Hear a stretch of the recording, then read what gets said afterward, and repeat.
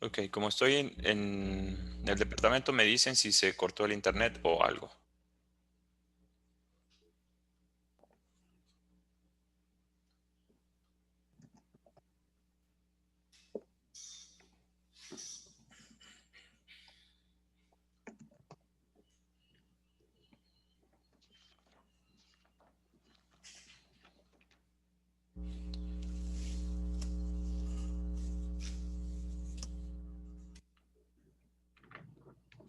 Muy bien. Vamos a ver los defectos congénitos. Ok, ¿qué son los defectos congénitos? ¿Qué son? Para empezar, ¿quién me dice lo que son? Esta clase está muy relax, está muy sencilla. ¿Qué son los defectos Serían congénitos? las malformaciones que se producen en el periodo embrionario. Malformaciones. Tú usaste una palabra, malformaciones. ¿Ok?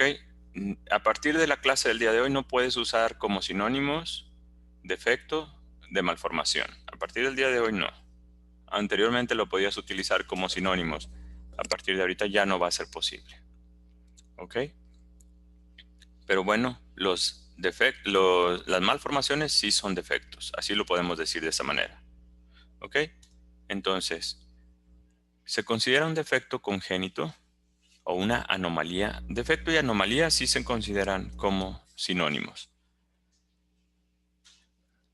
¿Qué son? Es cualquier desviación del desarrollo, fuera de lo que esperamos, es decir, fuera de lo normal. Es muy amplia esta definición, entonces puede haber defectos en la estructura, en la función, en el metabolismo, que es parte de la función, en el comportamiento y incluso en la genética. ¿Ok? Hay unas definiciones que tienes que conocer también, como son la teratología. Perdón, espérenme. Está toda distorsionada mi imagen. Ah, ya sé.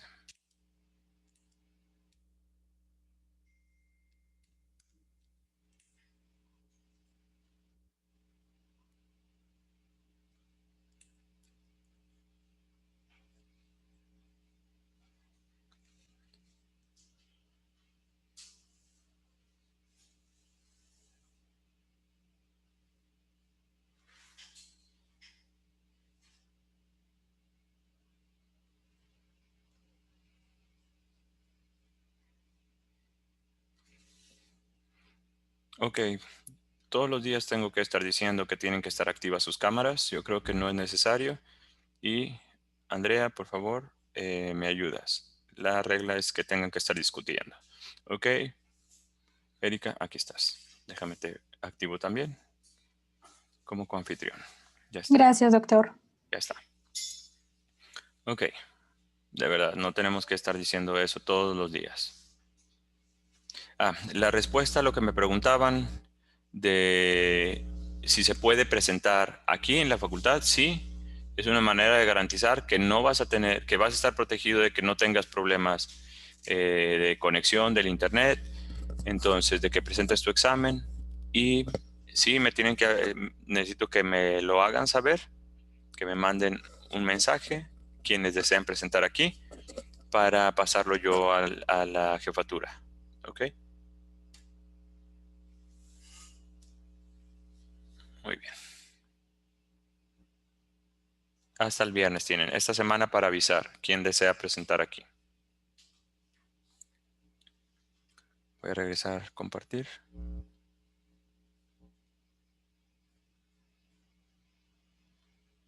Entonces, estos términos los tienen que conocer. Teratología. Teratología. ¿Qué es la teratología?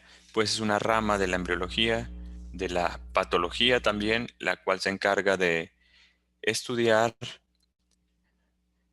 y clasificar los defectos congénitos. La palabra terato o el prefijo terato ya lo conocen. ¿Qué significaba? Monstruo. Monstruo. Monstruo. ¿En qué palabra lo escucharon? En En teratoma. teratógeno. En teratoma, ok, principalmente en teratoma. En Ahí lo, teratospermia, creo. ¿En qué? Teratospermia. En teratospermia también, así es. Muy bien, entonces es el mismo prefijo, ¿ok? Significa monstruo. Realmente lo que debe significar es anormal, ¿ok?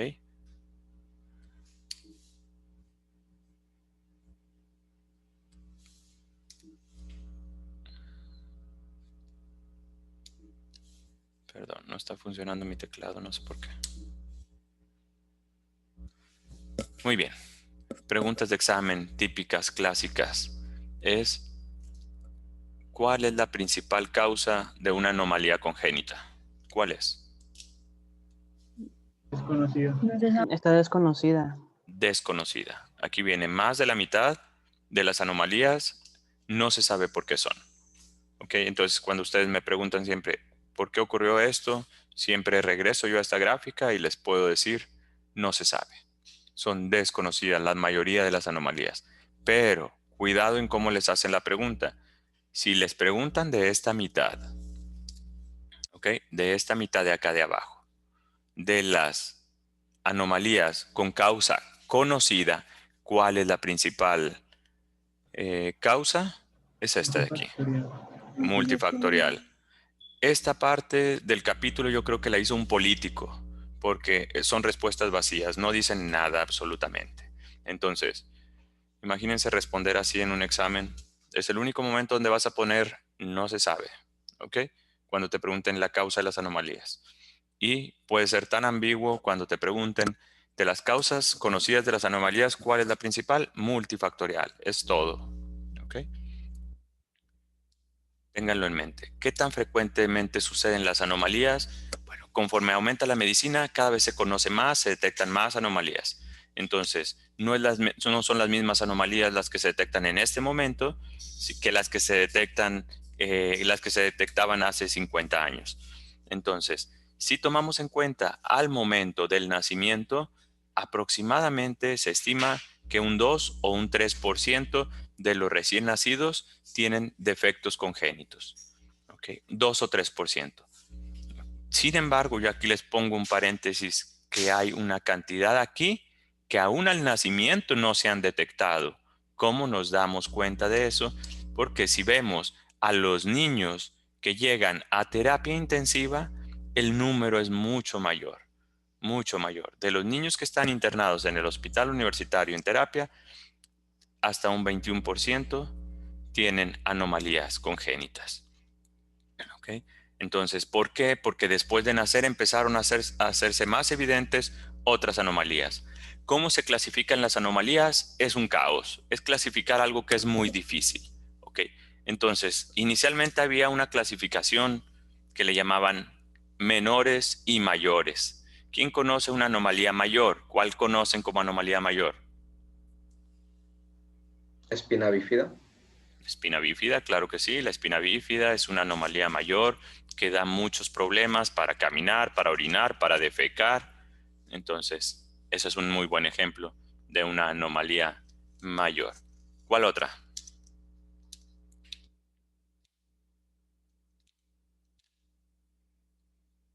¿Cuál otra anomalía mayor? La tetralogía de Fallot. Tetralogía de Fallot, ok. En sí podemos incluir, pues básicamente casi todas las cardiopatías son anomalías mayores que requieren cirugía y si no se operan pueden dar disfunción cardíaca y causar problemas serios. ¿Cuál otra? Ya hemos visto muchas anomalías, por eso a mí no me gusta ver este tema al principio, porque no saben de anomalías, pero ustedes ya saben de anomalías. ¿Cuál otra? Anencefalia. Anencefalia, definitivamente, ni siquiera es compatible con la vida, entonces la anencefalia, que ya la definimos con un mejor nombre, acrania. ¿Qué más? ¿Cuál era el nombre completo? ¿Secuencia de quién? Secuencia de Potter. No, hablando de la misma, de la anencefalia, les dije, ahora le llamamos de otra manera. ¿Cómo le llamamos? Secuencia cráneo-anencefalia. ¿Te brincaste una etapa? Exencefalia. Ok, ahora díganlo correcto y en orden. ¿Secuencia qué? acrania, exencefalia, anencefalia. Ese es el nombre correcto. Secuencia acrania, exencefalia, anencefalia. ¿Ok? Muchos le acaban nombrando nada más anencefalia, pero bueno, ya lo mencionamos. Entonces, son anomalías mayores. Esas son más fáciles. Anomalías menores. ¿Quién me dice anomalías menores? Polidactilia, ¿Qué? polidactilia, No te escuché o no te entendí. ¿Cuál es, Ever? polidactilia. Ah, polidactilia. Mm. Polidactilia. ¿Será una anomalía menor o una anomalía mayor? Entonces, mejor defínanme antes de decirme las menores, ¿cuál es la diferencia? ¿Cuál es el límite entre una anomalía menor y una anomalía mayor? La anomalía menor sería cuando no le produce tantos problemas y la mayor cuando produce muchos. Bueno, es lo que supongo yo, porque anomalías mayores mencionaron, por ejemplo, la de, eh, ay, bueno, cuando se le salía el corazón al embrión y pues eso tiene muchos problemas en todo tipo. Y anomalías menores podríamos, bueno, yo recuerdo una que es cuando tienen el pie, el pie como chueco, que es el único defecto que tiene. Ignoro. El pie, sí, pie equinóvaro. Y pues nada más Ok, tendría ese defecto. aprende a usar toda la terminología médica. No vamos a decir ya el corazón de fuera. Decimos, ¿cómo se llama el corazón de fuera? Fuera de su lugar. Ectopia cardíaca. Ectopia cardíaca. El pie chueco, ya no decimos pie chueco, decimos pie equinovaro o tálipes, son los términos. Entonces, si me preguntas, esas anomalías, las dos son mayores, ¿ok? La polidactilia pudiera ser menor, sí. Sin embargo, hay un problema. Eh, Tú me dijiste, Gabriel, las que causan muchos problemas, pero ¿problemas en qué? Estamos hablando como políticos, sí, hablamos sin decir las cosas. ¿Problemas en qué? Pueden ser síndromes. Todos los síndromes los consideramos mayores prácticamente, los síndromes, todos. Ok, pero mi pregunta sigue siendo, ¿cuál es el límite entre una anomalía, perdón, menor y una anomalía mayor? ¿Cuál es el límite? La realización de La las cantidad, funciones. ¿La cantidad de qué? de patología. La cantidad de afecciones que puede haber en, o sea, los números de menores pueden constituir a una anomalía mayor. Ah, o sea que si me dicen que O si sea, es el conjunto de anomalías menores. bueno, eso El es conjunto de cierto. anomalías menores Varias puede ser menores lo pueden más. constituir una mayor, sí, pero seguimos sin decir nada. A ver, las mayores, empiecen por las fáciles. Las mayores son ¿cuáles? ¿Cuáles son las mayores? Las que te dan problemas en qué? ¿Qué tipo de problemas dan? Que afectan la Funcionales. calidad. Funcionales. Ya empezaron a hablar con palabras correctas, funcionales. Las anomalías mayores me afectan la función de un órgano, ¿ok? Dijeron cardiopatías, no funciona bien el corazón. Dijeron anencefalia, sí, porque no funciona el cerebro. ¿Qué más? Lo del pie equinovaro que no funciona bien. Desarrollo. No funciona la pisada, Ajá. ¿ok? Muy bien. Que afectan el desarrollo. No queda tampoco tan claro, es un poco vago, pero sí, las anomalías mayores afectan el desarrollo. Pero las palabras claves aquí son función. ¿Qué más ponen en riesgo las anomalías mayores? O todas las que sean, todas las que pongan en riesgo, ¿qué van a ser mayores? La La vida. función y la vida. La vida, claro que sí, la vida, ¿ok? Todo lo que ponga en peligro la vida es automáticamente anomalía mayor, ¿ok? Todo lo que ponga afectando la función es anomalía mayor. Y hay otro punto que se agregó, todo lo que afecta la estética también se considera anomalía mayor y ahí ya es un problema. Entonces, esta clasificación de anomalías menores y mayores ya no se usa. Ya no se usa. Porque aparte nos daba muchos problemas para avisarle a una mamá. No, señora, no se preocupe porque su hijo pues nada más trae un dedito de más y es un problema menor. No, la mamá llora y nos demanda porque le dijimos que eso era una anomalía menor, siendo que para ella se le cayó el mundo porque la mamá se dedicaba al modelaje de lo que sea, de zapatos, de guantes, de lo que sea. Entonces, es muy complicado decirle a una mamá que tiene un bebé con un problema que su bebé tiene una anomalía menor. Entonces, no usamos esta clasificación. Entonces, mejor usamos otro tipo de clasificaciones. ¿Ok? Entonces, ¿qué está pasando con esto? Allá.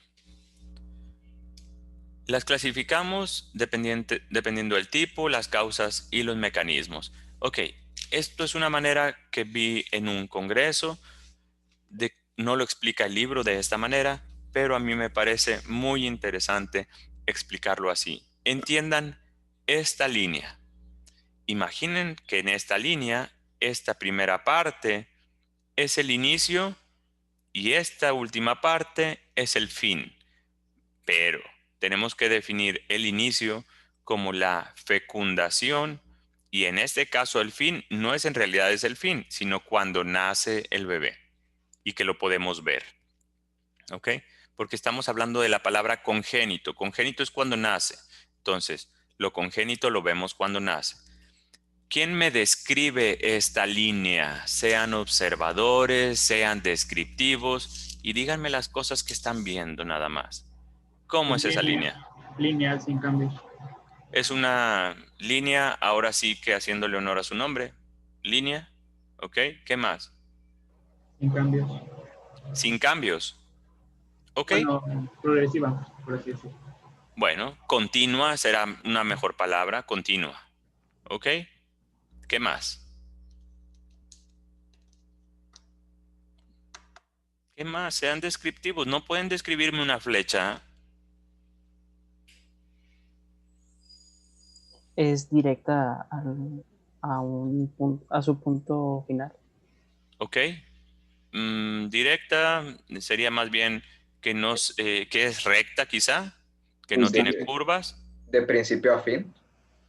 que es continua, que no presenta ninguna detención en todo su proceso, desde el principio al fin. ¿Ok? Que es recta. Muy bien, esa es más fácil de describir. Esto vamos a considerar como el proceso normal de que ocurre una fertilización y todo el proceso ocurre bien dentro del útero, todo lo que ya vieron, neurulación, gastrulación, plegamiento, crecimiento, periodo embrionario, periodo fetal y nace un bebé sano, como el que vimos en la foto anterior. Eso es lo normal. Muy bien. Ahora descríbanme esa línea. Segmentada. No es continuo. Segmentada, discontinua. ¿Qué más? Con pausas. Más que pausas, no son detenciones, sino hay pérdidas en ciertos puntos. A pesar de estar segmentada, tiene un fin. Ok, bueno, llega a su fin. Muy bien. ¿En qué momento ocurrió esto? ¿A todo lo largo, desde el inicio, o a la mitad, o al final? Durante todo el proceso. Desde el inicio hasta el fin. Desde el inicio, desde todo el proceso, está diferente a la normal. Esas son las palabras que quiero que me digan. Está diferente a lo normal. Ok, si se tratara de un defecto congénito, ¿qué nombre le pondrían?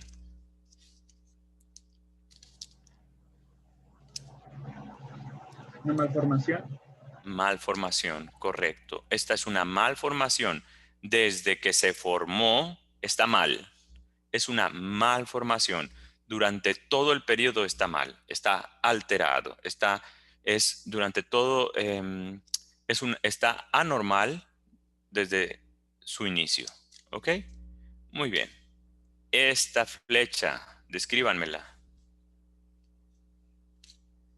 Al Todo iba principio iba bien. Ujú, iba bien hasta que hubo un Todo, momento y todo cambió. todo iba bien hasta que algo la hizo cambiar. ¿Qué la hizo cambiar? Un agente externo. Un agente externo. Esas son las palabras correctas que quería escuchar. Un factor externo la hizo cambiar, modificarse. Ella venía bien, o sea, tuvo un buen inicio, ¿no? Pero tuvo un mal final, ¿ok? Algo la alteró de lo normal. ¿Qué nombre le voy a poner?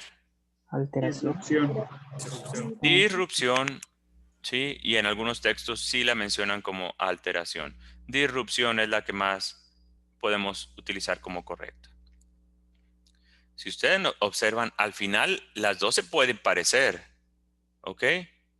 Las dos son anomalías, pero esta tuvo un factor externo. ¿Esta cuál sería el factor que la hizo estar así, diferente a lo normal? ¿Un factor? La frecuencia del ADN, las cromosomas. ¿Un factor qué? Intrínseco. Interno. Intrínseco, interno, propio. En sí, algo venía mal desde adentro. No necesitó que algo de fuera viniera a afectarlo. Muy bien, descríbanme esa. Se desvía de su camino original Ok. por causa externa. De nuevo vuelve a aparecer otro factor externo. ¿Ok? Otro factor externo. Muy bien. Que lo desvía de la normalidad. ¿Ok? Muy bien. No es nada intrínseco, es un factor intrínseco. Aquí les puse un factor extrínseco que representé aquí. Puede ser un virus. Un golpe podría ser. Puede ser una droga. Drogas, virus, sí. Radiación entra. Golpe. No sería golpe porque, bueno, supongo yo que es porque está como o sea, un rayo O es sea, una sí, sustancia. sí pudiera ser un golpe, pero no vamos a entrar en las partes complicadas. O sea, la parte clara, un rayo, una radiación, un agente como un virus, una bacteria. ¿Qué nombre le voy a poner a este rayito que les puse aquí? Teratógeno. ¿Cómo?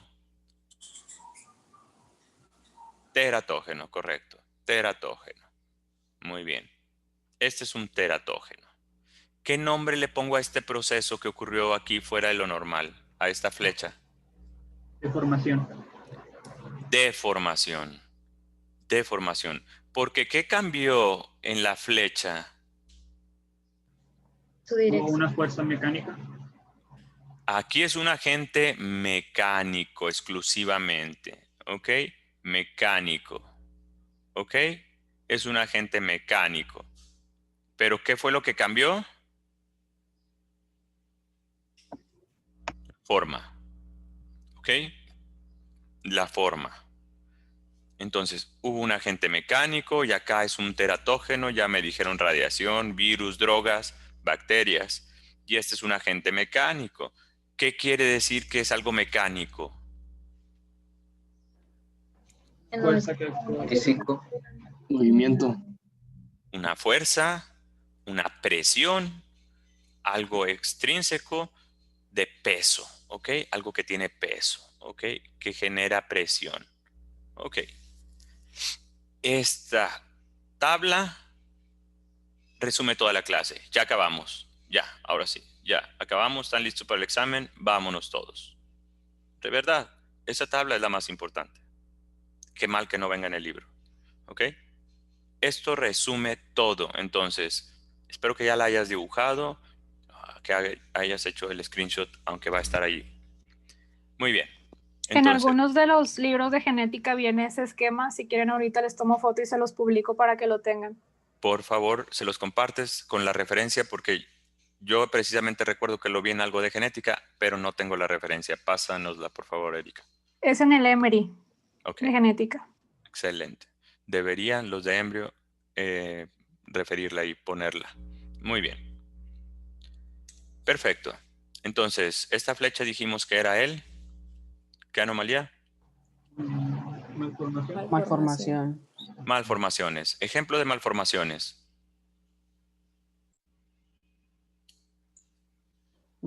Tetralogía de Fallot. Tetralogía de Fallot. Sí. ¿A quién es bien fácil definir una malformación? Dijimos que era un agente intrínseco. Intrínseco. ¿Ok? Que iba a estar mal desde el inicio hasta el final. Ok. Pero para acabar rápido, ¿Qué quiero decir con que hay un agente intrínseco?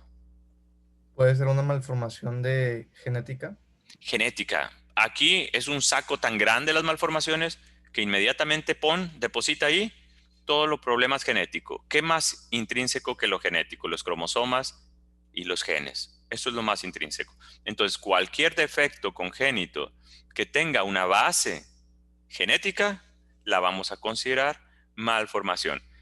Entiendan que esta tampoco es la clasificación perfecta. La peor era lo de malformaciones mayores y menores, pero esta es mejor, pero tampoco es perfecta porque van a haber defectos congénitos que entran en 2 más en 1 o hace tiempo eran en 1 y ya han cambiado. Entonces, todos los defectos congénitos, ¿ok? Me dijeron tetralogía de Fallot, sí, es parte de un problema genético, definitivamente que sí. Si es parte molecular, cresta neural y todo eso que ya habíamos hablado, sí. Si es parte de el síndrome de George, también, ¿ok? Entonces, trastorno intrínseco es genético. Siempre que haya múltiples malformaciones, estamos hablando de que hay un problema intrínseco. Doctor, ¿la sindactilia sería una malformación por parte del genético? Todas las preguntas difíciles se las paso a las becarias. A ver, contéstenlas primero ustedes. La sindactilia.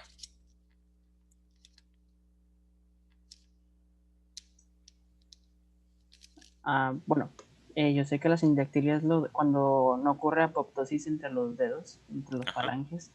Entonces, yo supongo que sería no genético, sería había una que era cuando no ocurría pues una liberación de sustancias químicas o por ejemplo, de sintetización, pero no recuerdo el nombre. Creo que si estoy mal, es la de... Ay, a ver, tengo que checarlo, doctor, permíteme. Mejor. Erika, ¿tú qué piensas? ¿Que sea malformación? Yo pienso que sí, porque no es como que haya algo externo, alguna fuerza mecánica, ni algún virus, ni algún otro teratógeno que cause que los dedos no sufran apoptosis. Entonces es algo que está intrínsecamente ya tal vez en la genética o en el proceso del feto, de que sus dedos no se separen. Entonces yo sí lo consideraría una malformación. Sí, a pesar de que podemos pensar que no sea tan grave o una sindactilia, sí. ¿Por qué no murieron las células? ¿Por qué no hubo apoptosis como debe de ser? La mayoría de las veces, se sepa o no se sepa, tiende a ser un problema molecular o genético. Entonces estoy de acuerdo con que es una malformación. Y la mejor prueba es que en síndromes como el síndrome de Apert, si lo googlean, son caracterizados porque hay sindactilia en todos los dedos. Bueno, casi siempre tienen el pulgar separado y es una sindactilia que se llama en manopla. Tiene la mano así y solamente el pulgar. Entonces, son partes de síndrome. Nos hablan de que para que haya apoptosis tiene que haber una buena regulación molecular. Si no hay apoptosis, si hay una sindactilia, es parte de una malformación. Doctor, tengo una duda. ¿Sí? La disrupción era con un agente externo, como Ahorita llegamos a la disrupción. Bueno. Ajá. Sí, pero es por un agente externo. Pero si me aguantas con la pregunta, me la haces ahorita. Doctor, ¿una malformación puede llevar a un aborto? Muy bien. Erika, seguimos con usted. El bombardeo de preguntas es para ustedes. Sí, porque como ya habíamos comentado, los defectos genéticos, pues los consideramos malformaciones, y algunos defectos genéticos, por ejemplo, el síndrome de Pateau o el síndrome de Edwards, implican muchas malformaciones y anomalías a diferentes niveles, y algunas veces son incompatibles con la vida. Entonces sí podrían incluso llegar a ser un aborto. Muchos de los abortos espontáneos que se tienen son por causas genéticas. O incluso si llegaran a término, pues no serían compatibles con la vida en algunas ocasiones. Chicos, el cuerpo es muy sabio. O sea, el cuerpo puede identificar cuando simplemente el embrión no va a poder combatir por su vida. Es como, no sé si saben de los pajaritos, que a veces que los mismos papás, por así decirlo, de los huevitos, avientan el mismo huevo del nido porque pueden detectar que algo está mal formado y saben que no va a sobrevivir. Entonces, sí, es un mecanismo como de pues mantener la supervivencia del ser humano. Entonces sí es muy normal que un aborto sea causado por una malformación o una anomalía en general.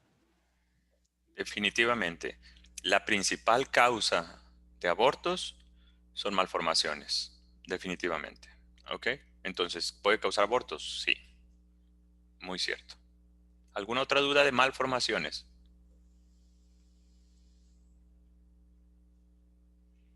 Dudas de malformaciones. Ok.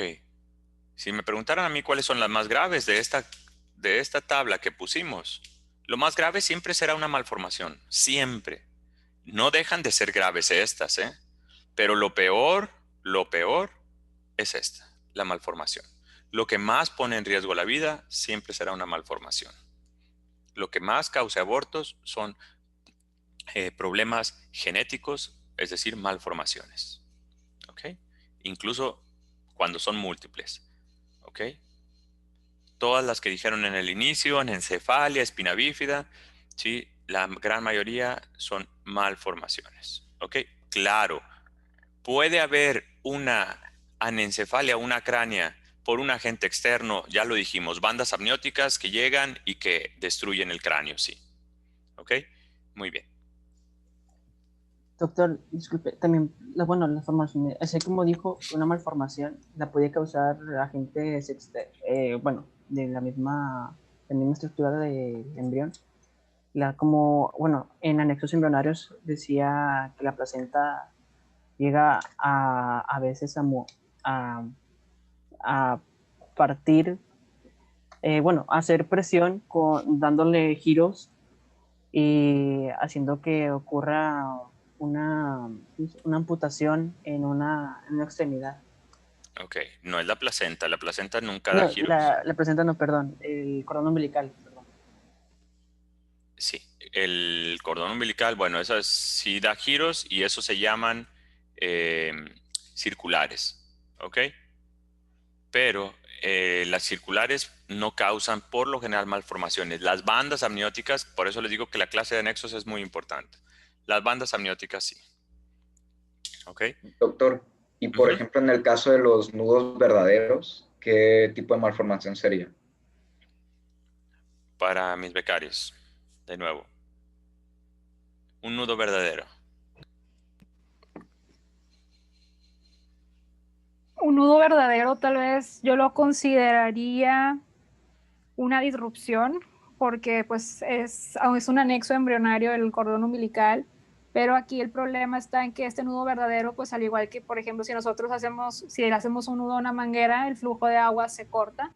Entonces, si nosotros hacemos en un nudo verdadero del cordón umbilical, también se cortaría el flujo sanguíneo y de esta manera ya no se tendría un desarrollo apropiado. Entonces, yo lo consideraría una disrupción que inicia su desarrollo normalmente, pero hay algo que nos hace cambiar este desarrollo y ya termina pues en algo pues no idóneo, sin causar ninguna deformación, porque no es una fuerza mecánica, precisamente que incida directamente sobre el producto. Tampoco lo consideraría malformación porque no está desde el principio y pues obviamente no es algo normal tampoco.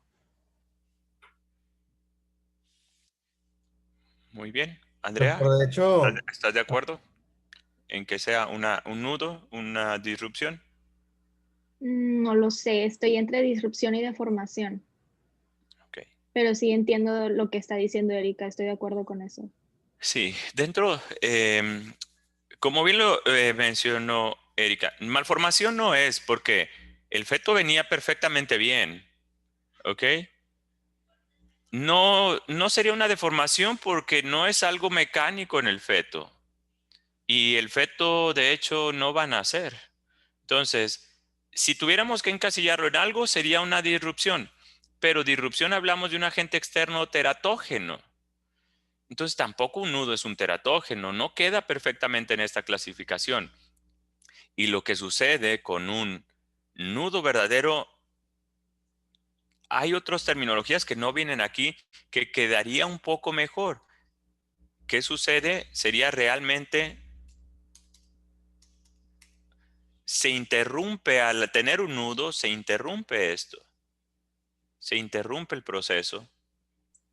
Y Haría un aborto, doctor. espérame, se interrumpe el proceso y no hay oxigenación. Los tejidos mueren. Eso sería, no viene en esta clasificación básica, sería una interrupción del flujo, una isquemia, y esta flecha no continúa, porque no continúa con vida y sería una muerte fetal inmediatamente. Entonces, si tuviera que elegir entre estas, quizá disrupción, pero no concuerda porque no es un agente teratógeno, sería una interrupción. O sea, es una pérdida de la vida, pero se muere el feto y al abortarlo, al expulsarlo, tú lo vas a ver y en realidad no es una anomalía congénita. No es una anomalía congénita, porque el feto no se va a ver con defectos, se murió, ¿sí? Se murió y va a tener cambios de la muerte, pero se interrumpió el flujo sanguíneo. Entonces, un nudo del cordón realmente no debe de ser clasificado dentro de estas anomalías, ¿ok? Porque no es un proceso de esto, realmente detuvo el desarrollo, detuvo la evolución, ¿ok? Muy bien. Las siguientes. Disrupción. Ahora sí, la pregunta que me iban a hacer de disrupción. ¿Quién tenía la pregunta que no la dejé preguntar? Bueno, yo, Sí. sobre la espina bífida, por ejemplo, esa puede ser por causa de deficiencia de ácido fólico, ¿no? Entonces, Ujú. una deficiencia también cuenta como disrupción, o sea, tengo entendido que es también por algo externo, pero también, o sea, si te falta eso, también se considera una disrupción. A ver, puras preguntas difíciles. ¿Qué hace el ácido fólico? ¿Por qué es tan bueno? Si no, van a recaer en sus becarios de nuevo la pregunta. ¿Qué hace Ayuda para el cierre del arco neural, ¿no? Pero como le untas ácido fólico ahí y se va a cerrar, No. no. No, es que se supone que el ácido fólico sirve o ayuda a la división celular. Exacto. Ayuda a la división celular. ¿Ok?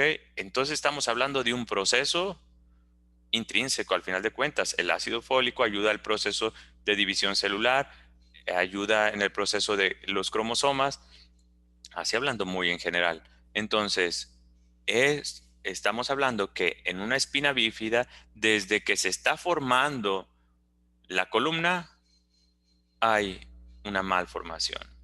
¿Ok? Entonces, no hubo un teratógeno ahí, ¿ok?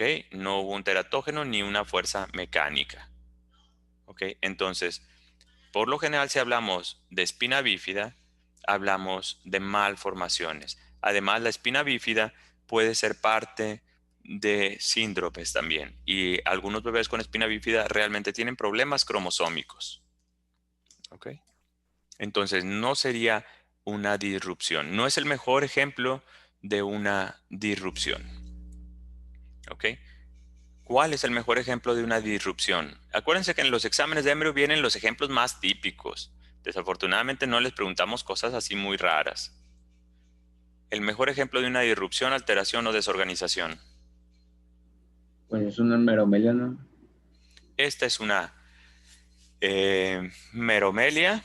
¿Qué es una meromelia? Ya no lo vamos a ver esas terminologías. Pero ¿qué es una amelia y una meromelia? Una meromelia completa. y una forma completa. O sea, que una extremidad se forma, pues no se forma completamente. ¿Eso es una qué? Meromelia. Que no se forma completa, o sea, realmente es parcial. Una ausencia parcial de la extremidad, como aquí falta la mano, esa es una meromelia. Si faltara todo el brazo desde el hombro, es una amelia. Esta es una meromelia. ¿Qué creen que le haya pasado a este feto? ¿Por qué nació así? ¿Por qué su nacimiento está diferente? Sí, cuando el doctor le hizo el eco al principio, le dijo a la paciente que todo estaba bien. ¿Qué pasó? Un factor externo, como Un factor externo que pudo haber sido muchos. ¿Ok? En este caso, lo más probable en este ejemplo que se ve aquí es que algo le amputó la mano, algo se la seccionó, le cortó la circulación, pero la mano estaba destinada a formarse bien, pero primero se le formó el hombro, después el brazo, después el antebrazo, y en ese momento que se formó la mano, algo vino y se la destruyó. Le cortó la circulación, que pudo haber sido unas bandas amnióticas, algo externo, ¿sí? Que las bandas amnióticas pudieron haber sido por infección, o la madre usó cocaína y estaba embarazado, y la cocaína lo que hace es que los vasos sanguíneos que están aquí se cierren y se le amputó la mano, la perdió o evitó el desarrollo aquí. Entonces, hubo un teratógeno o hubo un factor externo, o la paciente ya no sucede lo de la radiación, pero anteriormente personas que estaban expuestas a radiación podían tener bebés con malformaciones. O el doctor le dio un medicamento para quitarle la náusea, para que no tuviera vómito, porque la mamá estaba embarazada y tenía mucho vómito. Le dio un medicamento que le dio su médico le causó esto. Todas esas posibilidades pueden ser. ¿Ok?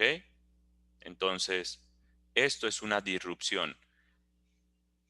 Este conceptus, este embrión, esta mórula, blastocisto, gástrula, venía bien hecha, venía con buena información genética, pero por culpa de algo externo, de un teratógeno, acabó así.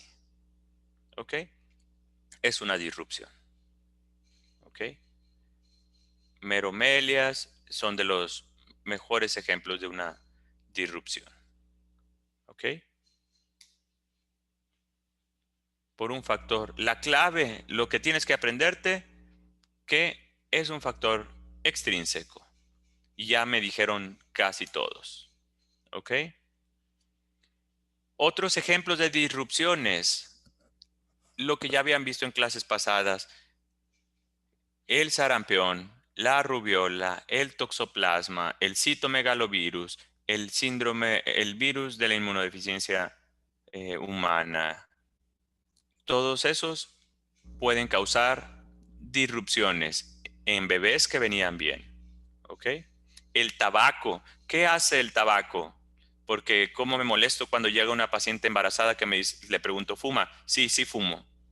O sea, ¿qué puede causar el tabaco? Que no se desarrollen bien los pulmones, podría ser. ¿De la mamá? ¿Pero del feto qué? La sangre contaminada de la mamá está llena de tóxicos. ¿Y eso qué ocasiona? O sea, ¿qué disrupción causa? ¿Qué ¿Ceguera? disrupción causa? ¿Ceguera? No. ¿En el feto? ¿Que el tabaco cause ceguera? En el feto no. Pueden nacer muerto con problemas respiratorios, según yo. Bueno, si nace muertos, no tendría problemas respiratorios realmente. O sea, no respiraría. Entonces, ya no bueno, qué bueno que no han visto las cajitas de cigarros donde viene una rata muerta, donde viene un pulmón negro, viene un feto. Nadie ha visto. Yo por pura curiosidad he ido y preguntar, o si tengo algún amigo que incómodamente le digo que no fume, le digo, a ver, enséñame la caja de cigarros. Y me enseña y hay una que trae a un recién nacido. ¿Cómo viene ese recién nacido? Prematuro. Muy Intubado, chiquito. ¿no? Prematuro, pequeño. Viene un feto pequeño. Entonces, ¿qué disrupción causa el tabaco? Pues que este feto que iba creciendo muy bien, muy bien, muy bien, muy bien, muy bien, dejó de crecer. Y nació un bebé de 1 kilo, 1,5 kilos, y eso es muy grave. ¿Ok? ¿Qué disrupciones causa el alcohol?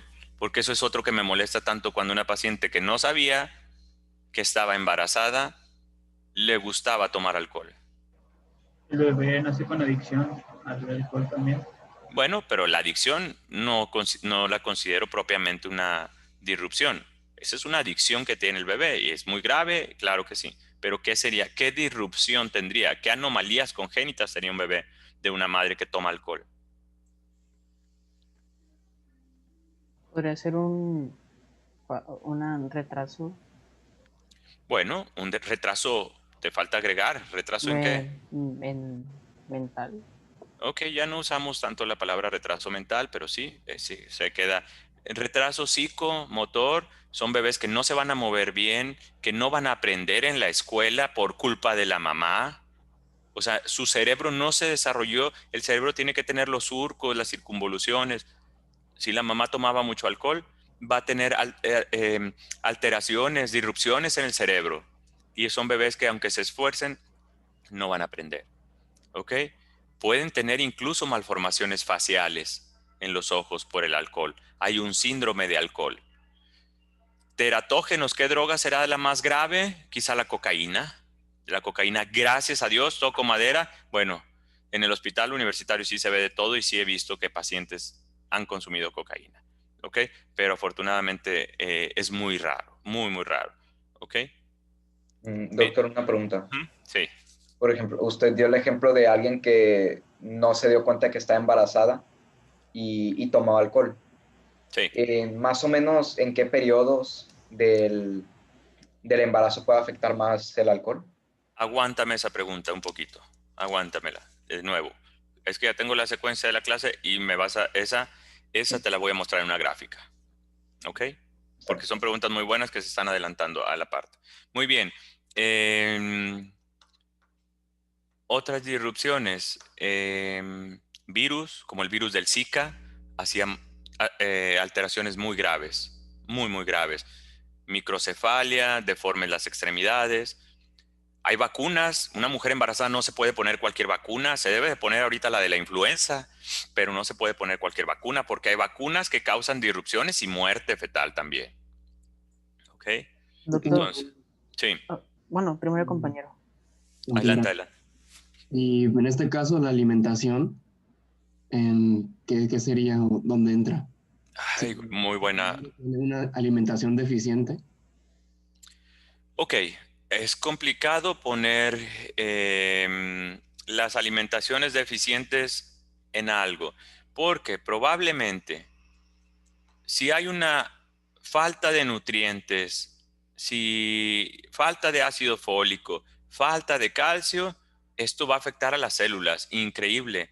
Hagan caso, somos lo que comemos, somos lo que vemos, somos lo que escuchamos, somos lo que recibimos en el cuerpo. Entonces, principalmente somos lo que comemos, entonces lo que comemos se manifiesta en nuestras células. Llega a ser el alimento a llegar a ser parte interno de nuestras células. Entonces, una mala alimentación, desnutriciones me puede causar una malformación desde el inicio, ¿ok?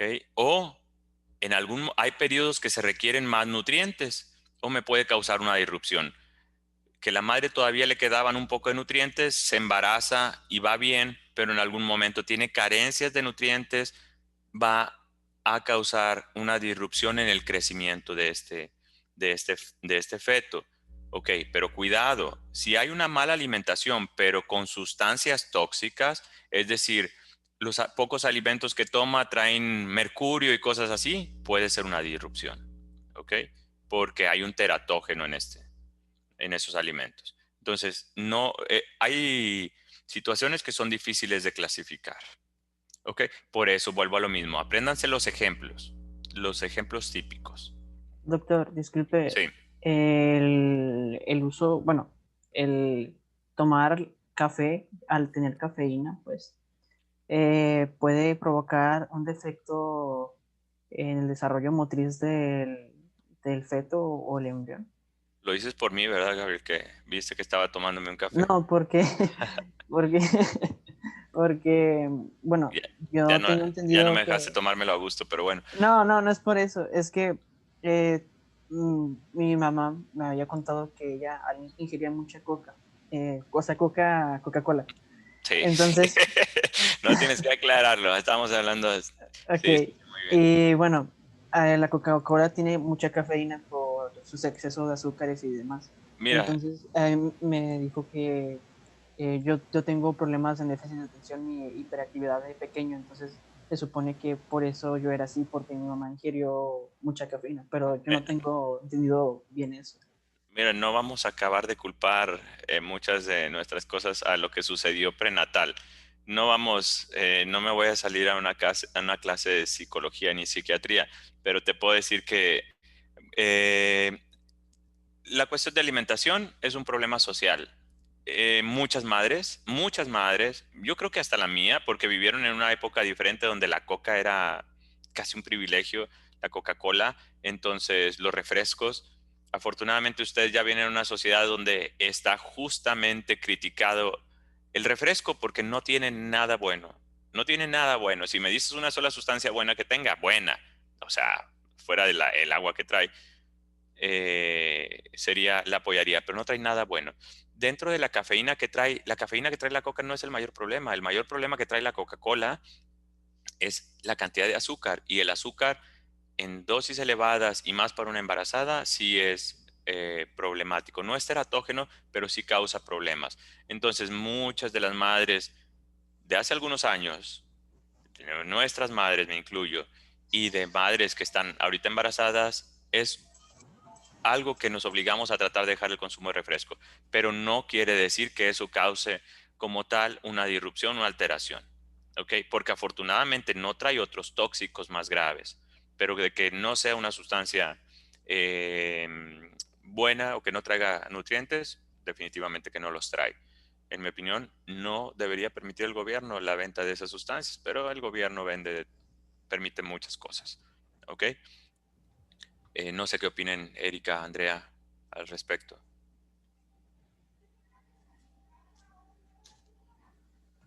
Pues sí, por eso el gobierno ha estado tomando algunas medidas, no específicamente aquí en Nuevo León, por ejemplo en Oaxaca, que ya no se permite la venta de refrescos y de comida chatarra a menores. Es una medida de salud pública y de prevención, más que nada por el problema que tenemos aquí tan grande de obesidad y de diabetes. Pero como menciona el doctor, no es así como tal causante de alguna anomalía congénita en el bebé, pero obviamente sí es muy dañino para la salud tanto de la madre como para la del embrión, por lo mismo de los niveles altos de azúcar y de la insulina, que son hormonas que sí afectan en el desarrollo tanto del embrión como de la mamá. Entonces sí hay que tener mucho cuidado y no tomar de más. De hecho, está recomendado 0 vasos al día en la jarra del buen beber para que se cuiden y no anden tomando coca. Muy bien. Y en cuanto a la cafeína, se permite la cafeína en el embarazo, ¿eh? Una taza de café al día se permite. Entonces, claro, la cafeína es un estimulante y el feto lo recibe. Nosotros le decimos, porque la mamá en ocasiones sí tiene una adicción al café, entonces le decimos, si puede dejarlo, déjelo, pero se permite en el embarazo una taza de café, no más de una taza. Claro, la mamá se da cuenta que cuando le toma el café, el bebé se empieza a mover más. Pero al igual el chocolate sucede lo mismo, al igual algunos tés, el té verde tiene también dosis altas de cafeína. Entonces, ¿se permite la cafeína en el embarazo? Sí, una taza. ¿Ok? No es un teratógeno. El café no es un teratógeno. ¿Ok? Hay que decirlo de esa manera. Muy bien. ¿Alguna otra duda de disrupciones? Doctor, ¿hay alguna anomalía que no se manifieste al nacimiento? Uy, muchísimas, Pavel, muchísimas. Muchas no se manifiestan al nacimiento. Hay algo que se llama... Erika, Andrea, ¿llevaron genética? ¿Ya llevan genética? No me acuerdo ya ni en qué semestre lo llevan. En tercer semestre. Tercer Sí, semestre. ya. Muy bien. Ustedes saben mejor que yo entonces enfermedades que no se manifiesten. Algunas, yo te voy a poner un ejemplo. El autismo, por ejemplo. El autismo es algo que el bebé nace, sonríe muy bonito y todo, pero a los 2 años empiezan a haber alteraciones en su comportamiento, a los 4 años. Pero, por ejemplo, algunas otras, no sé qué me puedan mencionar, Erika o Andrea. Pues una bien básica y que vemos aquí también en embriología, el síndrome de Klinefelter, o sea, de primera instancia en un recién nacido no podemos saber que tiene algún problema a nivel de cromosomas sexuales, hasta ya en la pubertad que empieza a haber alguna alteración en el desarrollo de los caracteres sexuales secundarios. A diferencia del síndrome de Turner, pues sí podríamos tener ahí algunos indicativos al momento, incluso prenatales o al momento de nacer, que sí nos pudieran hacer la sospecha, o en cuanto a su fenotipo también. Entonces sería un ejemplo pues bastante sencillo y que yo considero aplica en esta situación. También hay algunos síndromes que se afectan la talla, o sea, si eres alto o si eres bajo. Por ejemplo, el síndrome de Noonan es uno de ellos. También hay síndromes que están más relacionados con desarrollo cognitivo de la persona y pues eso no lo podemos ver hasta que ya sea una persona ya más grande, o sea, un niño de como 5 o 6 años aproximadamente. Hay síndromes que afectan la conducta, como por ejemplo el síndrome de Wolff-Hirschhorn o el síndrome de lesión de creo que era 17Q, que afecta a niños que se quieren automutilar, o sea, hacerse autolesiones. Y pues sí, son síndromes más que nada multifactoriales que afectan diferentes sistemas. Sí hay algunas cosas que se pueden identificar de manera intrauterina, pero la mayoría son que se detectan ya después del nacimiento, por lo mismo de que es cuando se lleva el desarrollo cognitivo. ¿Okay? Sí. Disculpa, cuando Sabían hay más que yo de eso. Sí. cuando hay acondroplasia, ¿sí se puede identificar que va a tener enanismo el feto? Sí, incluso la acondroplasia la vemos desde antes de nacer. Una parte de mi trabajo como ginecólogo es medirle los huesitos al feto. Y es muy claro sospechar de acondroplasia, porque lo que hacemos, hagan de cuenta, al feto le medimos al menos los huesos claves, como el húmero, ¿sí? Y aquí no está, por ejemplo, el fémur. Entonces, en la acondroplasia, el húmero está de este tamaño, el fémur está de este tamaño, y todo automáticamente, los equipos que utilizamos nos manda alerta. Ese hueso está muy pequeño, ese hueso está muy pequeño. Y seguimos viendo en el embarazo y ese hueso sigue quedándose pequeño. Entonces, a las pacientes con acondroplasia debemos de decirles antes de nacer que su bebé tiene acondroplasia. No debe ser una noticia del nacimiento. Doctor, pero la acondroplasia sería, bueno, es genético, ¿no? Entonces, la Claro. misma madre sabría. O sea, no siempre, no siempre. Acuérdense que claro, cuando tienes dos papás con acondroplasia, ¿sí? El genetista les dice qué probabilidades tiene de que su hijo tenga acondroplasia y ahí ya lo están esperando. Pero en ocasiones se llaman de novo. ¿Ok? ¿Estoy en lo correcto, chicas que ya vieron genética? Okay. Sí, la mayoría son por mutaciones de novo, o sea, que ocurren espontáneamente, no necesariamente por una herencia. Exacto, ojalá que no ocurriera lo de novo, pues siempre era predecible, el papá lo tiene, lo va a tener el hijo, pero no es así, no es así. Doctor, ¿las deficiencias enzimáticas se clasifican ahí como...? Deficiencias enzimáticas pueden tener una base genética, de hecho, cada vez más, todas las deficiencias enzimáticas se consideran que son desde el inicio porque tienen una base genética. De hecho, hay algo... la pregunta que me hacían en un momento y la que estás haciendo ahorita tienen mucho correlación. Que si hay problemas que no se detectan al nacimiento, sí, muchos. Por eso existen pruebas que le llamamos tamiz. Por ejemplo, tamiz metabólico, donde el bebé nace y se ve muy bonito y la mamá lo tiene muy bien y le está dando pecho y todo perfecto, sale bonito en las fotos, pero nosotros como médicos no podemos quedarnos con eso. Le tienen que hacer una pinchada con una aguja en el talón y empiezan a correr pruebas de defectos enzimáticos que no se van a manifestar ahí, que no se ven, sino se pueden manifestar hasta años después. ¿Ok? Entonces, esto comprueba que puede haber malformaciones que al nacer no se notan, ¿ok? Pero siguen siendo malformaciones, ¿ok? Se van a manifestar años después, ¿ok? Muy bien. Deformación. La deformación realmente a mí se me hace la más fácil. Es una fuerza mecánica, algo empujó al feto. Algo empujó al feto. ¿Qué lo empujó? Pues lo que tiene ahí. ¿Qué puede tener el feto que lo empuje?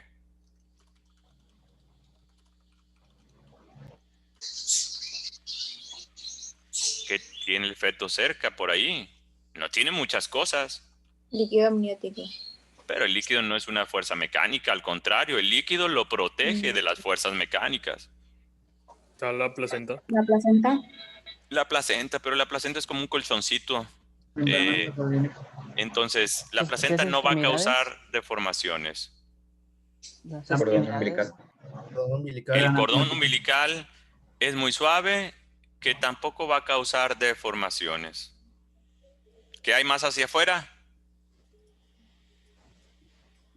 La cavidad uterina. El útero. El útero, las paredes del útero, esas son más fuertes. Si el feto por alguna razón no tiene líquido y está atrapado en una bolsa muy pequeña, se va a deformar. ¿De dónde? De todo el cuerpo. De todo el cuerpo, pero principalmente las articulaciones pierden su forma, ¿ok? Porque nos falta ver anexos. El útero es el gimnasio del feto, donde va a mover esta extremidad hacia arriba, patear, donde va a estar moviendo la cadera. Si no tiene movimientos, se va a deformar la articulación. ¿Ok? Entonces, la pared uterina, en caso de oligohidramnios, puede deformar las articulaciones, como en este caso. El pie está desviado y es un pie equinovaro. Es un ejemplo muy típico. Claro, este feto tiene más malformaciones. Al parecer tiene un abdomen en ciruela pasa, se le ve la vejiga, como si no tuviera los músculos abdominales. ¿Ok? ¿Cuándo más hay deformaciones? No dice el libro. ¿Cuándo más? Cuando el útero, por ejemplo, tiene un tumor y eso puede estar ocasionando compresión del feto. ¿Ok? Cuando hay 2, 3, 4 fetos juntos, los bebés nacen con la cabeza un poco deformada. Ese ya le pusimos un nombre. ¿Cómo se llama cuando salen deformadas las cabezas? O cuando se cierran suturas parcialmente. ¿Quién se acuerda? ¿Cómo? Bueno, craneosinostosis es cuando se cierra la sutura, sí, pero cuando se cierra la sutura a la mitad de la coronal o la mitad de la lambdoidea, ¿cómo se llamaba eso? Dale para atrás en la libreta si lo apuntas. Brachycefalia. ¿Cómo? Plagiocefalia. Plagiocefalia. Bueno, la plagiocefalia es un cráneo asimétrico. Cuando hay 2 o 3 fetos juntos, puede haber plagiocefalias, ¿ok? Que son deformaciones no causadas por craneosinostosis, sino porque un feto le estorba al otro. Entonces, el útero puede comprimir, es una fuerza mecánica, es una fuerza, ¿ok? Una fuerza, ¿ok? ¿Qué hace? Este dibujo está mal. Me gustaba más la otra flecha, porque la flecha debe de ser así. Así. Flecha continua. Dime. En el libro viene que hay algunas alteraciones en unos genes, entonces esa no sería... ¿En cuáles? ¿En qué? MSX2. No, pero ¿en qué patología? En las craneosinostosis. Ok, sí, por eso aclaré que no que el que ten cuidado, el tener 2 o 3 fetos en el útero no causa craneosinostosis, pero me causa que el cráneo se vea asimétrico, deforme, al igual que como pasa con las craneosinostosis. Se llama igual, se llama plagiocefalia. Entonces, hay plagiocefalias que no son por craneosinostosis. Sí, o sea, si yo les pongo en el examen, no se les va a poner así, obviamente. La plagiocefalia es una malformación o una deformación, cualquiera de las dos, porque si es por una craneosinostosis, por un síndrome, es una malformación, ¿ok? Si es por una craneosinostosis, incluso puede ser porque la madre tuvo algún teratógeno o un virus, es una disrupción. Y si no hay una craneosinostosis, pero el cráneo está con forma diferente porque tiene 2 o 3 fetos, si es una plagiocefalia, por embarazo múltiple es una deformación. Entonces vean que la palabra puede ser diferente. O por ejemplo, yo les digo, el pie equinovaro, ¿siempre es una deformación? No. Porque siempre hay pie equinovaro cuando hay una espina bífida alta, porque no hay nervios. Entonces, el pie equinovaro puede ser parte de una malformación en los casos de espina bífida, o si el feto venía todo sano, todo bien, y se alteró porque no tenía líquido, es una deformación. Entonces, vean que no es tan sencilla la clasificación. Y algunas patologías, dependiendo si se sabe la causa, pueden quedar en una o en otra. Doctor, disculpe, cuando hay un embarazo múltiple, por ejemplo, un embarazo cuando están en la misma cavidad amniótica, hay probabilidad de que los mismos fetos se puedan hacer daño. Sí. Te adelantaste también a la clase de gemelos, pero sí, se pueden hacer daño, pero no que uno le golpea al otro, se van a estar golpeando todo el embarazo. Sin embargo, el mayor riesgo cuando tienen una sola bolsa es que se enreden los cordones. Ese es el riesgo real. ¿Ok? Y que se mueran los dos. Muy bien. Ok, hay otros términos que no vamos a entrar a definir, son mucho más complicados. Ok, pero quiero contestar algunas preguntas que hicieron que son interesantes. La edad. La edad, hay factores, como dijimos, son multifactoriales. ¿La edad de los padres influye en la frecuencia o incidencia o recurrencia de anomalías congénitas? Sí, ¿Cuál? ¿La edad Pues- de la madre o la edad del padre? ¿O la la de la edad? madre, porque la madre ya no puede producir bien los ovocitos. Entonces, Ok. Es un hecho que la edad de la madre es quizá la más importante, pero ¿será importante la edad del padre?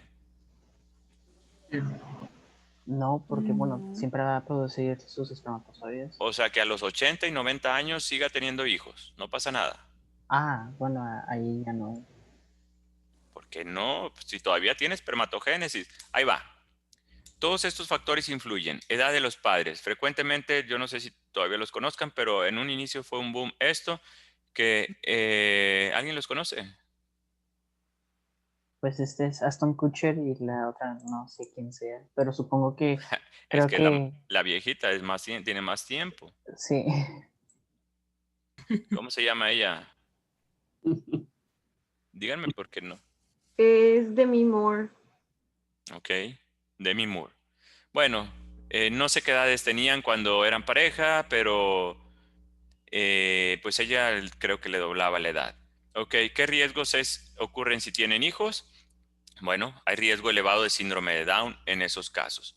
Pero de lo más común, bueno, el riesgo de tener síndrome de Down se eleva principalmente después de los 35, 40 años. Vean, a los 45 años es mucho mayor. ¿Ok? Ya lo saben por el proceso de ovogénesis, que ya lo tienes que saber perfectamente bien para el examen. Pero en ocasiones vemos esto. ¿Quiénes son? Bueno, la chica no sé quién es. Es el de Playboy, ¿no? Así es. No me pregunten cómo se llama, no sé. Se llamaba, no tengo idea. ¿Ok? Pero bueno, entonces, ¿será importante la edad del padre si tuvieran hijos? Sí, es importante. También en algunos síndromes, como lo que hablaban ahorita, condroplasia, síndrome de Apert, ¿ok? La edad del padre también es importante. Entonces, chicos, no crean que es eterno. La espermatogénesis también puede verse afectada por la edad, ¿ok? Entonces, la Eso edad... pasaría, doctor, porque ya no, bueno, como ya no son tan jóvenes, ya no suelta la misma tipo de hormonas. No sería, todo es más que hormonal, todo se va hasta cuestiones moleculares y divisiones celulares y cosas que les digo que cuando lleven genética van a entender mucho mejor que telómeros y no sé qué cosas. ¿Ok? Muy bien. La raza es importante, sí. Hay malformaciones que son más frecuentes en la raza blanca, otras en la raza de color. ¿Ok? Y esto contesta la pregunta que me hacían. Ahora sí, ¿quién me hizo la pregunta de cuándo? Ahora sí que le acepto la pregunta. Yo sobre el A ver. alcohol, ¿cuándo puede afectar? El alcohol. Sí, me decías que, y esto sucede mucho. De hecho, hay mujeres que quedaron embarazadas y traían alcohol en el cuerpo. Entonces, hay mujeres que han tenido consumo de alcohol los primeros semanas del desarrollo. La pregunta entonces te la devuelvo. ¿Cuándo es más vulnerable el embrión a sufrir anomalías congénitas o disrupciones? En los Pues primeros periodos de desarrollo que vendría siendo desde la primera semana hasta la octava, si no me recuerdo. No. según la gráfica, el punto más alto sería la quinta semana, pero Ok. hay un índice elevado de las 3 a las 8 semanas. Exactamente. De las, Gabriel, mencionabas a la semana 1 y semana 1 y 2, por lo general no es. Acuérdense, aquí estamos hablando que en la del 0 ocurrió la fertilización, ¿ok? El espermatozoide llegó al ovocito en el 0, ¿ok? Desde la semana 3 a la semana 8, que es cuando está en el periodo embrionario, sí, pero acá también era periodo embrionario, ¿ok? Le llamamos periodo teratogénico clásico. Es el momento más vulnerable. ¿Por qué a la 3? ¿Qué pasaba a la semana 3? Ya todos La lo deben de saber. gastrulación. La gastrulación. Lo bueno en embrio empieza todo a la semana 3. O sea, lo más complicado realmente. O sea, todo es importante desde la 0. Pero desde la semana 3, desde gástrula, ténganle mucho respeto a la gástrula. La gástrula a partir de aquí es muy vulnerable. Acuérdense de lo que está pasando en las capas germinativas. Si en ese momento hay consumo de alcohol o alguna otra droga, muy probablemente va a tener una disrupción. Incluso puede ser tan grave que una pérdida del embarazo. ¿Pero qué quiere decir? Te volteo la pregunta. Consume muchas drogas o sustancias tóxicas las primeras 3 semanas. ¿Le puede pasar algo a ese embrión? Pues sería un aborto espontáneo porque no va a dejar que se desarrolle bien. Esa es la situación. Esa es la situación real. Que las primeras 3 semanas tradicionalmente se les llama periodo de todo o nada. ¿Qué quiero decir con todo o nada? O se desarrolla o aborta. Así es. O no le pasa nada, ¿sí? No le pasa nada, tiene pocas probabilidades de que tenga malformación, o es tan grave que se muere. Entonces, esos son los extremos. ¿Y qué pasa si sigue consumiendo alcohol? Pues si ella no se enteró que estaba embarazada ni nada, tiene 3 meses, 4 meses de embarazo. Ok, ¿será malo que esté consumiendo alcohol o alguna otra droga? En periodo fetal, como es el desarrollo de crecimiento nada más, entonces sería como lo del alcohol. Y digo, como lo del el cigarro, que se nace prematuro. Fíjate que eso es falso, sí se creía eso antes, pero ahora yo doy una plática, déjame ver si puedo abrirla. Ahora me piden constantemente que dé una plática. Déjame, me voy.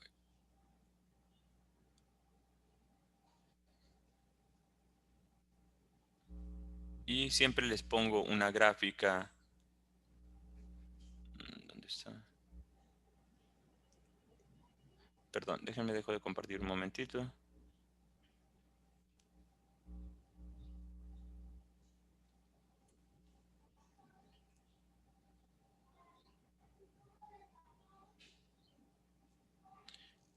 Anteriormente decíamos eso.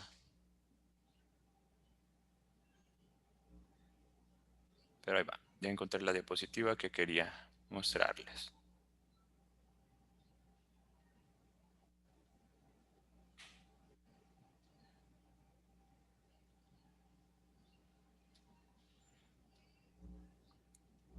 Esta es la diapositiva que quería mostrarles. Anteriormente se decía, no, pues ya pasó el periodo embrionario, el feto lo único que necesita es crecer y engordar. Falso, falso. Ya no se acepta eso. Ya no se acepta eso.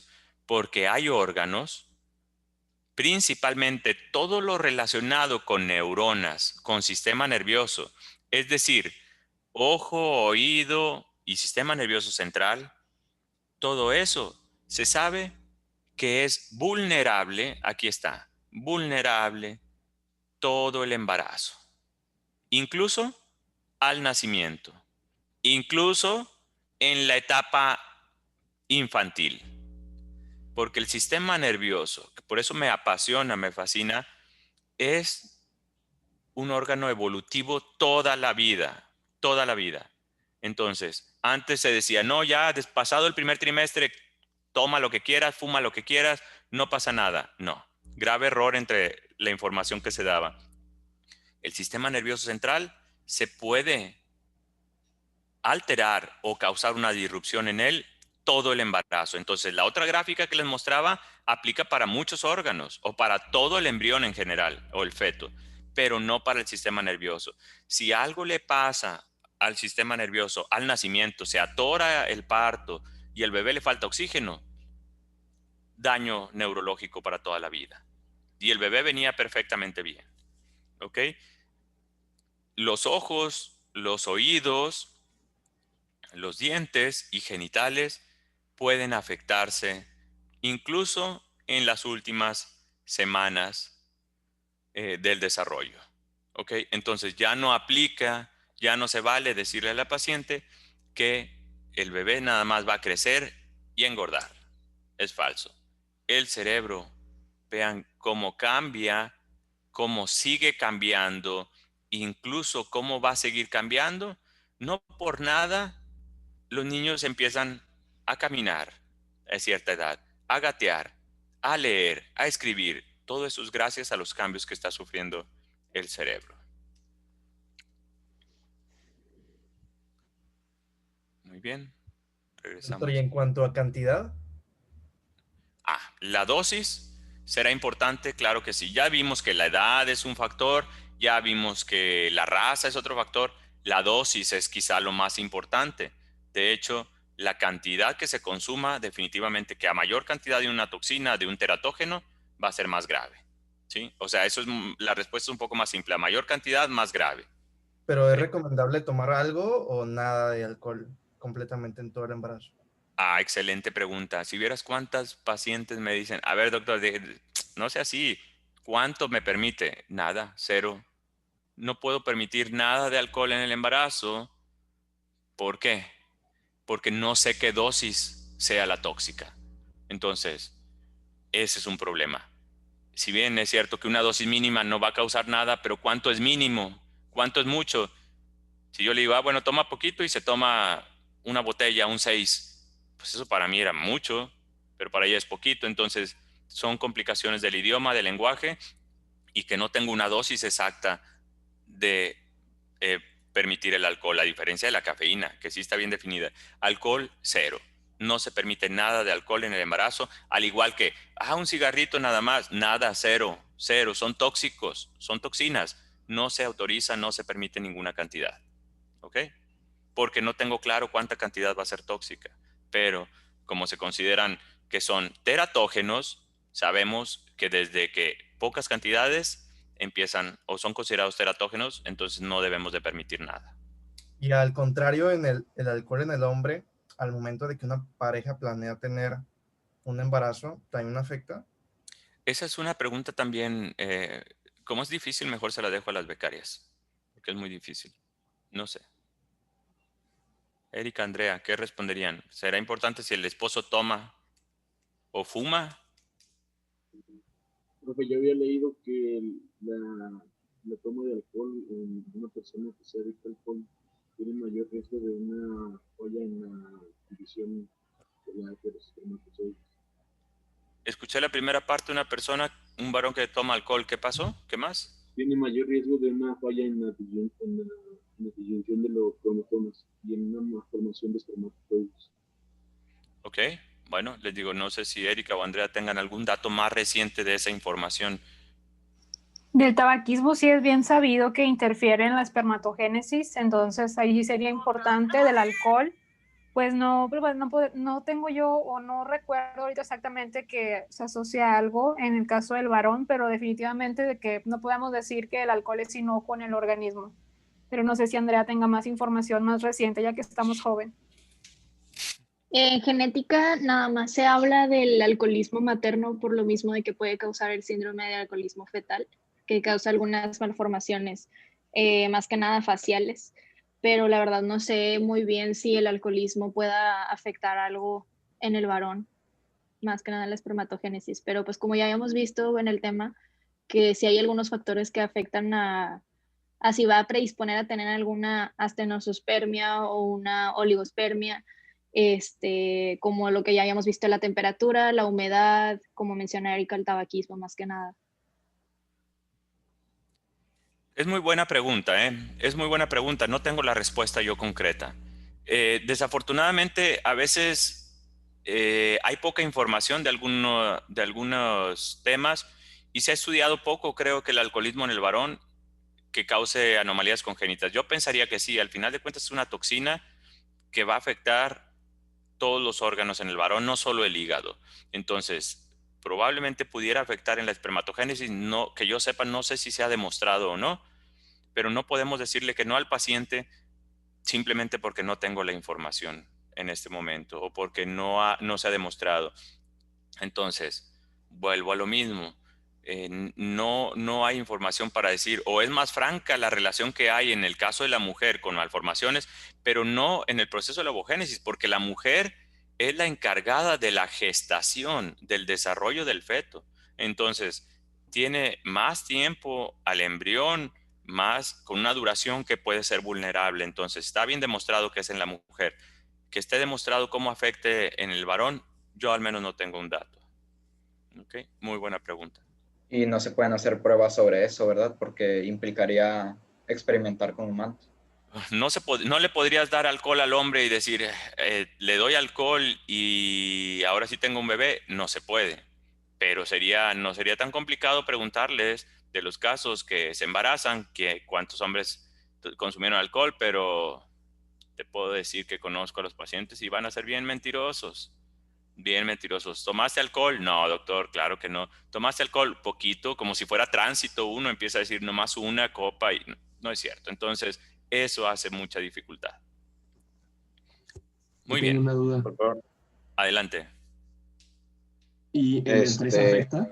A ver, no sé quién. ¿Ever? Sí, mande. De que si el estrés afecta el embarazo. De nuevo, son preguntas muy buenas para mis becarios porque creo que ellas tienen más información y son más contemporáneas de esto. A ver, el estrés. Hablamos de materno, ¿verdad? Porque de nuevo paterno va a ser un caos, que si está el papá estresado, pues está difícil. Pues el estrés más que nada causa elevación de algunas hormonas, por ejemplo, la hormona del cortisol. Creo que ustedes ya lo van a ver en bioquímica, relaciona como la hormona del estrés. Y esta tiene efectos en todo el cuerpo como es una hormona. Aumenta los niveles de otras hormonas también, de neurotransmisores como la adrenalina y la noradrenalina, aumenta la frecuencia cardíaca, así diferentes cosas que sí pueden predisponer a que haya ahí algún problema del flujo sanguíneo, un aumento del flujo sanguíneo, una disminución, pero la verdad no sé muy bien si pueda generar ahí alguna disrupción o malformación. La verdad no estoy muy enterada, no sé si Erika sepa algo del tema. Que yo sepa, así como que cause directamente alguna anomalía morfológica o funcional, no desconozco la verdad, pero sí, pues hay que señalar que, como dice Andrea, sí altera las otras hormonas que también son importantes, se eleva también lo que es la glucosa, niveles elevados de glucosa pues también se asocian a vasoconstricción y a hipoxia, sobre todo en la placenta. También altera el metabolismo óseo también, entonces puede perjudicar a la madre en cuanto a su mineralización, ya que pues, en el desarrollo embrionario y fetal es muy importante pues, el consumo de calcio que tiene este producto de parte de su mamá y pues que también deprime la inmunidad de manera pues importante, sobre todo en dosis altas y que pudiera predisponer a la mamá pues a un mayor número de infecciones. Pero donde sí vemos que es muy notorio el estrés y que es algo muy común en las estudiantes de medicina, pues es que interfiere más que nada pues antes de la concepción y en el ciclo menstrual. Entonces, personas que están sometidas constantemente a estrés, ya sea emocional, físico, por alguna enfermedad, pudieran tener alteraciones de su ciclo menstrual y tener ciclos irregulares. Es correcto lo que mencionan. No hay una evidencia de que cause una anomalía congénita. Pero de que complica el embarazo, claro que sí. ¿Sí? Con estrés, el estrés con hipertensión, con otras complicaciones, parto prematuro, todas esas cosas sí, pero no directamente sobre el feto. Pero al embarazo sí lo complican. Okay. Sí, y les digo, sí, uno como ginecólogo ve a la madre y al feto. Y si está mal la mamá, va a estar mal el feto. ¿Ok? ¿Alguna otra duda? Muy bien, adelante.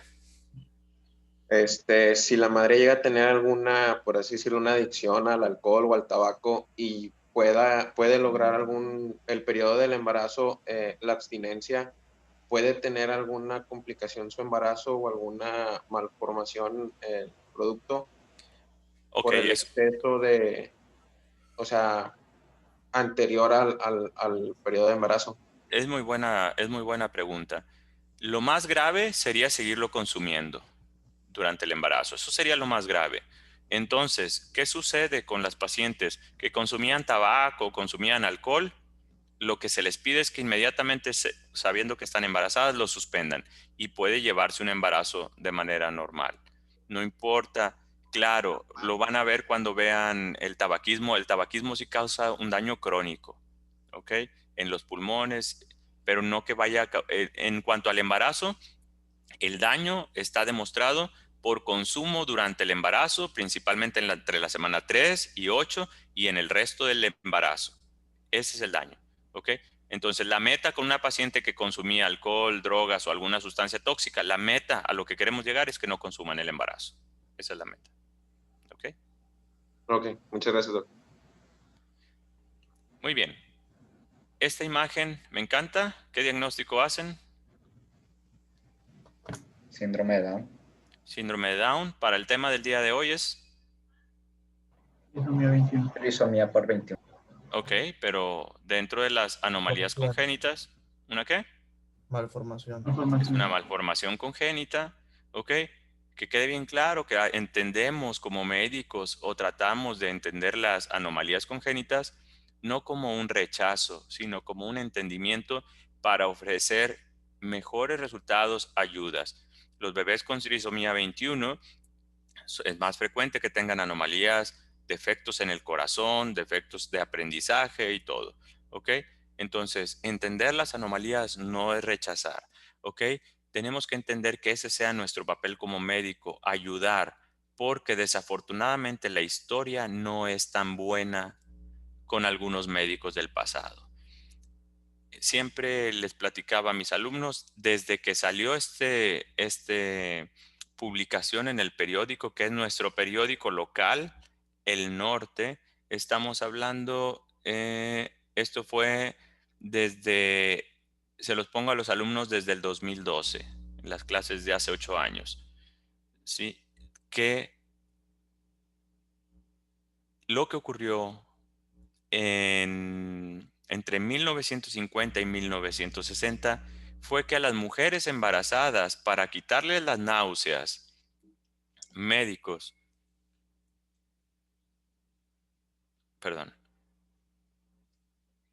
se les daba un medicamento. Este medicamento es el teratógeno clásico que existe, la talidomida. No la olviden, por favor.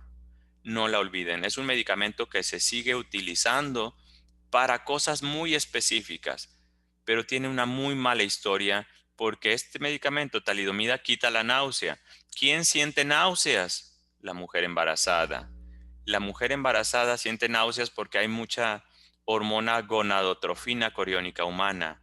¿En qué momento hay mucha gonadotrofina coriónica humana? En el embarazo. ¿En qué momento del embarazo? Cuando se... Las primeras semanas. Las primeras 3 meses hay mucha gonadotrofina coriónica humana. Entonces, la mujer embarazada tiene muchas náuseas en el primer trimestre. Desde la semana 3 a la 8, imagínense que le dieron los médicos un teratógeno muy grave a las mujeres en el periodo embrionario. Fue lo peor en la historia que hay, ¿ok? En la historia de medicina. Entonces, un laboratorio alemán, ¿ok?, que produce este medicamento, fue hasta el 2012 que aceptó su culpa y pidió disculpas por esto, ¿ok? Entonces, ¿qué pasaba con los niños, los hijos de las madres que tomaban talidomida para quitar sus náuseas? Se vio que nacían sin brazos y sin piernas, ¿ok? Sin brazos, déjenme lo pongo como este que está aquí, por eso está esta foto en blanco, en sepia, ¿ok? Este es un ejemplo de qué tipo de anomalía congénita. Amelia. Es una no, amelia de las 4 extremidades, ¿ok? Pero ¿será una malformación congénita? Una disrupción. ¿Una disrupción? Es una disrupción. Es una disrupción. ¿Ok? Entonces, tenemos que entender que nuestro papel como médico es ayudar, nunca hacer daño. Hay manchas en la historia de la medicina y la talidomida es una mancha muy, muy grande. ¿Ok? Que se usa como inmunopotenciador, ¿no? Como yo soy ginecólogo, nunca en mi vida he usado la talidomida, pero ¿ya llevaron farma, Erika o Andrea? Yo sí. ¿Ok? ¿Qué usos hay actuales de la talidomida? No sé, en mi vida la he utilizado. Que yo recuerde, se utiliza para tratar el mieloma múltiple y también para tratar algunos casos de lepra. Ok, muy bien. Entonces, probablemente si tenga esa función que mencionas de inmunomodulador, dijiste, o algo así, no lo sé. Ok, entonces sí, hay enfermedades para las que se utiliza. Ya las mencionó Erika. Entonces, lo único que tenemos que decir es que antes de utilizarlo tenemos que asegurar que la madre no esté embarazada. Ok, porque pueden pasar estas cosas. Muy bien, ¿dudas o preguntas de este tema de anomalías?